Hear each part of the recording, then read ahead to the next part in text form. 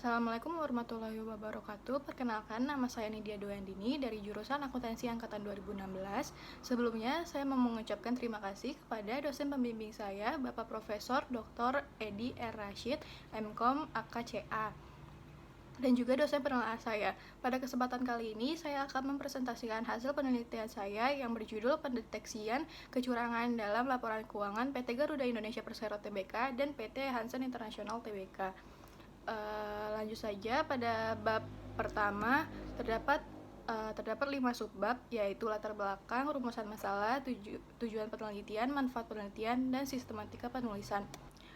Langsung saja pada latar belakang, kecurangan atau fraud menurut Association of Certified Fraud Examiners pada tahun 2000 merupakan tindakan penipuan atau kekeliruan yang dibuat oleh seseorang atau badan yang mengetahui bahwa kekeliruan tersebut dapat mengakibatkan manfaat yang tidak baik bagi individu atau entitas. Association of Certified Examiners pada tahun 2014 dalam Report to the Nation on Occupational Fraud and Abuse menemukan sekitar 77% kecurangan dilakukan oleh individu melalui departemen seperti akuntansi, operasi, penjualan, eksekutif atau manajemen tingkat atas, layanan konsumen, pembelian, dan keuangan. Selain itu, juga terjadi peningkatan pada sebagian besar jenis fraud, yang salah satunya yaitu kecurangan terhadap laporan keuangan. Association of Certified Fraud Examiners pada tahun 2016 mendefinisikan kecurangan terhadap laporan keuangan merupakan suatu usaha yang dilakukan dengan sengaja oleh perusahaan untuk mengecoh dan menyesatkan para pengguna laporan keuangan, terutama investor dan kreditor, dengan cara menyajikan dan merekayasa nilai tertentu dari laporan keuangan. Hal ini mengakibatkan informasi yang disajikan dalam laporan keuangan tidak relevan dan tidak dapat diandalkan. Dalam praktiknya, terdapat berbagai macam kecurangan dalam pelaporan keuangan. Hal ini dikarenakan banyaknya cara yang dapat dilakukan dalam memanipulasi laporan keuangan oleh berbagai pihak yang memiliki tujuan tertentu. Merujuk pada laporan Association of Certified Fraud Examiners pada tahun 2008, kecurangan terhadap laporan keuangan merupakan kecurangan yang paling sedikit terjadi dibandingkan dengan jenis kecurangan lainnya. Walaupun demikian, kecurangan terhadap laporan keuangan memiliki dampak terbesar terhadap keuangan perusahaan.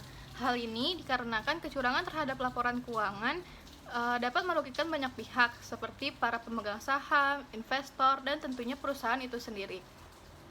Bagi masyarakat, praktik kecurangan dalam penyajian laporan keuangan bukanlah hal yang asing. Di Indonesia sendiri juga terdapat ditemukan berbagai macam kasus kecurangan dalam pelaporan keuangan yang dilakukan perusahaan untuk menutupi kekurangan yang ada, sehingga laporan keuangan menjadi menarik bagi pengguna laporan keuangan. Dua di antaranya yaitu dilakukan oleh PT Hansen International Tbk dan PT Garuda Indonesia Persero Tbk. Berdasarkan hasil pemeriksaan Otoritas Jasa Keuangan, PT Hansen International Tbk telah terbukti melakukan kecurangan dalam laporan keuangannya. Kecurangan yang dilakukan oleh PT Hansen International Tbk yaitu mengakui pendapatan dengan metode akrual penuh atau full accrual method atas penjualan kafling siap bangun dengan nilai gross sebesar 732 miliar pada laporan keuangan tahun 2016. Pada laporan keuangan tahun 2016 juga, PT Hansen International Tbk tidak mengungkapkan perjanjian pengikatan jual beli kafling siap bangun di perumahan Serpong Kencana terkait penjualan kafling siap bangun. Hal ini mengakibatkan pendapatan pada tahun 2016 menjadi terlalu tinggi, yaitu sejumlah 613 miliar rupiah. Setelah PT Hansen International Tbk terbukti dan mengakui telah melakukan kecurangan pada laporan keuangan tahun 2016, Otoritas Jasa Keuangan memberikan sanksi terhadap PT Hansen International Tbk. Sanksi tersebut berupa sanksi administratif berupa denda sebesar 500 juta rupiah dan juga memberikan perintah tertulis untuk melakukan perbaikan dan penyajian kembali atas laporan keuangan tahun 2016. Otoritas Jasa Keuangan juga memberikan sanksi terhadap Adnan Tabrani selaku Direktur PT Hansen International Tbk per 31 Desember 2016. Sanksi tersebut telah ditetapkan oleh Otoritas Jasa Keuangan, yaitu sanksi administratif berupa denda sebesar 100 juta rupiah. Setelah kecurangan ditemukan pada laporan keuangan tahunan PT Hansen International Tbk, diduga PT Garuda Indonesia Persero Tbk juga melakukan kecurangan pada laporan keuangan tahun 2018. Berdasarkan hasil pemeriksaan Otoritas Jasa Keuangan, kinerja PT Garuda Indonesia Persero Tbk pada tahun 2018 berhasil membukukan laba bersih sebesar 809.000 US dollar. Berbanding terbalik dengan tahun 2017 yang merugi sebesar 216,58 juta US dollar. Kinerja ini dianggap janggal dan cukup mengejutkan bagi beberapa pihak lantaran hingga kuartal 3 tahun 2018 perusahaan masih merugi sebesar 114 juta US dollar. Laporan keuangan PT Garuda Indonesia Tbk tahun 2018 juga dianggap janggal oleh Otoritas Jasa Keuangan setelah kerjasama antara PT Garuda Indonesia dengan PT Mahata Aero Teknologi. Hal ini dikarenakan PT Garuda Indonesia telah mengakui pendapatan atas piutang milik PT Mahata Aero Teknologi yang belum tertagih. Hal ini menyalahi standar akuntansi keuangan. Atas pelanggaran yang telah dilakukan oleh PT Garuda Indonesia, Otoritas Jasa Keuangan mengenakan sanksi administratif terhadap PT Garuda Indonesia sebesar 100 juta rupiah dan memberikan perintah untuk memperbaiki dan menyajikan kembali laporan keuangan tahun 2018 serta melakukan paparan publik atas perbaikan dan penyajian kembali laporan keuangan tahun 2018. Otoritas Jasa Keuangan juga memberikan sanksi administratif berupa denda kepada seluruh anggota direksi PT Garuda Indonesia masing-masing sebesar 100 juta rupiah.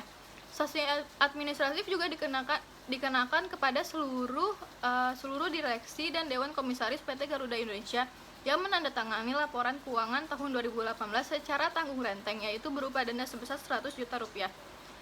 Dengan demikian, penelitian ini akan difokuskan untuk menguji apakah PT Garuda Indonesia Persero Tbk benar-benar melakukan kecurangan atau tidak dalam laporan keuangannya pada tahun 2018. Untuk mempertajam penelitian ini, juga dilakukan penelitian terhadap laporan keuangan PT Hansen International Tbk yang berdasarkan hasil pemeriksaan Otoritas Jasa Keuangan sudah terbukti melakukan kecurangan pada laporan keuangan dan kecurangan ini juga telah diakui oleh PT Hansen International Tbk.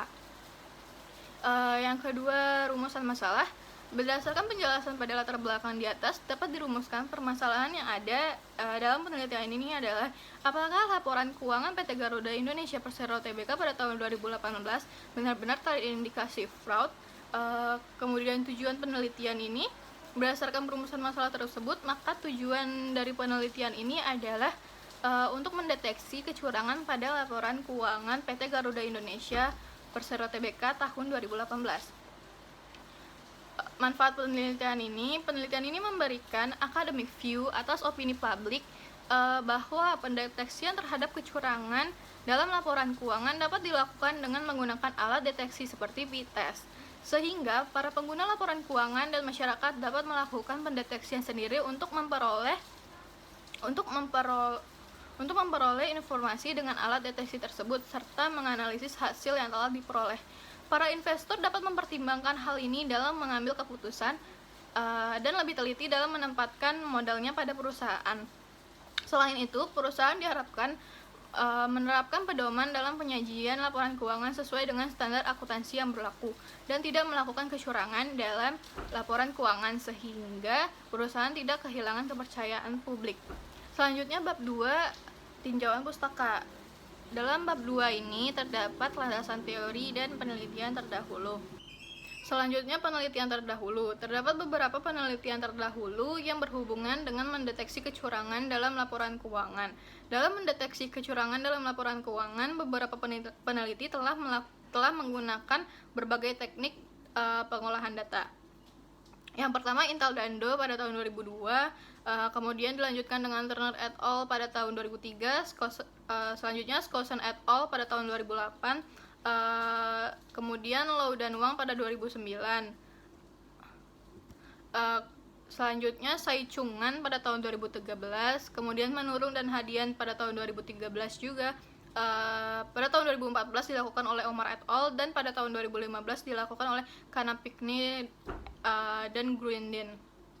Selanjutnya bab 3, metode penelitian. Yang pertama, desain penelitian. Dalam penelitian ini, desain penelitiannya yaitu deskriptif kuantitatif.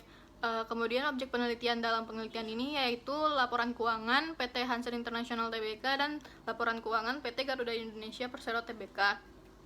Selanjutnya sumber data dan teknik pengumpulan data.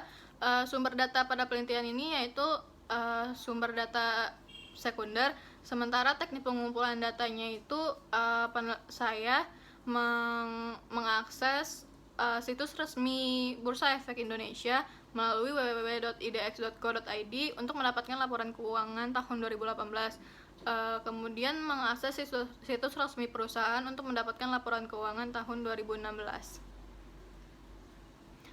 Variabel penelitian dalam penelitian ini yaitu kecurangan dalam laporan keuangan atau fraudulent financial statement. Teknik analisis data dalam penelitian ini yaitu analisis deskriptif dan analisis p-test.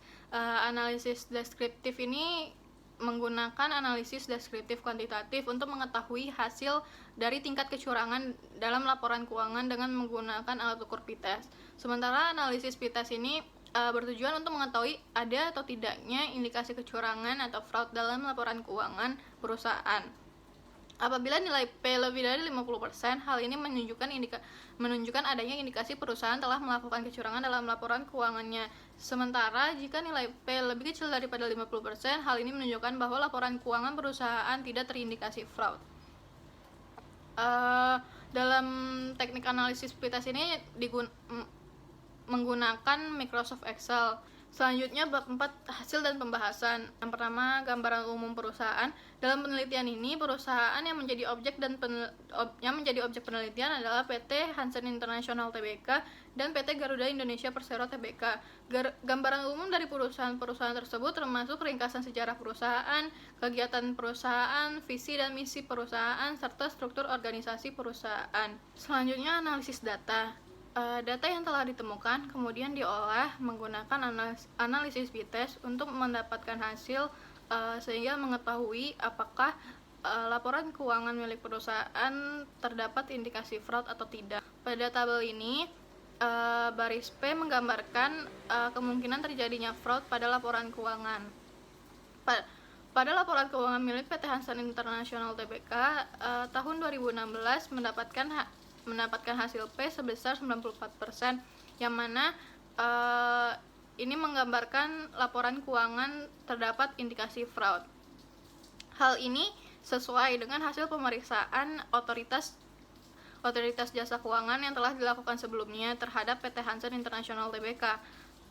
Sementara pada tahun 2018 hasil P pada laporan keuangan PT Hansen International Tbk hanya sebesar 9,8%. Hal ini menunjukkan bahwa laporan keuangan tahun 2018 milik PT Hansen International Tbk tidak terdapat indikasi fraud. Selanjutnya, penilaian terhadap laporan keuangan milik PT Garuda Indonesia. Pada tahun 2016, nilai P pada laporan keuangan PT Garuda Indonesia hanya sebesar 23%. Hal ini menunjukkan bahwa laporan keuangan milik PT Garuda Indonesia tahun 2016 tidak adanya kemungkinan terindikasi fraud. Kemudian pada tahun 2018 terhadap hasil P pada laporan keuangan PT Garuda Indonesia hanya menunjukkan hasil sebesar 18%. Hal ini menunjukkan bahwa laporan keuangan PT Garuda Indonesia Persero Tbk tidak adanya kemungkinan terindikasi fraud pada tahun 2018. Hal ini berbeda dengan hasil pemeriksaan yang telah dilakukan otoritas jasa keuangan sebelumnya terhadap PT Garuda Indonesia, yang mana menyatakan bahwa laporan keuangan milik PT Garuda Indonesia Persero Tbk pada tahun 2018 terindikasi kecurangan.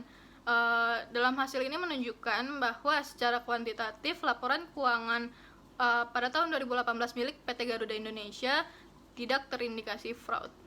Selanjutnya bab 5 penutup.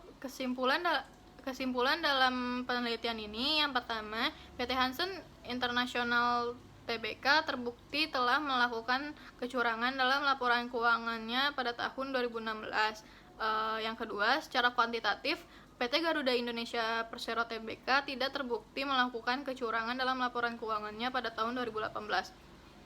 Kemudian keterbatasan dalam penelitian ini, yang pertama, penelitian ini hanya terbatas pada data sekunder laporan keuangan auditan perusahaan sebagai sumber data, sehingga tidak cukup untuk membuktikan apakah perusahaan benar-benar melakukan tindakan fraud. Yang kedua, penelitian ini hanya menggunakan metode kuantitatif dalam pengukuran, sehingga tidak seluruhnya tindakan fraud dapat terdeteksi. Kemudian yang terakhir, dalam penelitian ini fraudulent financial statement diukur dengan p-test, di mana hal tersebut masih jarang digunakan sehingga diperlukan penelitian lebih lanjut. Selanjutnya saran kepada penelitian selanjutnya, yaitu yang pertama, penelitian selanjutnya terkait mendeteksi fraudulent financial statement. Selain menggunakan metode kuantitatif, dapat menggunakan metode kualitatif karena terdapat tindakan fraudulent financial statement yang tidak dapat terindikasi secara kuantitatif. Yang kedua, penelitian selanjutnya diharapkan dapat melakukan penelitian lebih lanjut dengan menggunakan alat ukur p-test, namun disertai dengan pencarian referensi yang lebih banyak. Sekian presentasi dari penelitian saya. Wassalamualaikum warahmatullahi wabarakatuh.